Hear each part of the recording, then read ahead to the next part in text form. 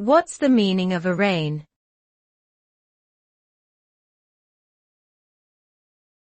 Arraign.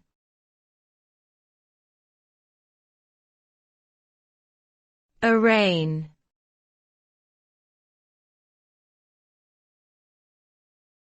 Arraign.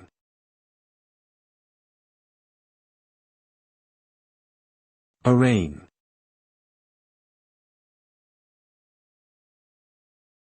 The term arraign means to bring an accused person before a court of law to hear and answer the charges against them. The result of arraignment is typically a plea of guilty or not guilty from the accused. During an arraignment, the court also informs the defendant of their legal rights and may set bail or other conditions for the accused release pending trial.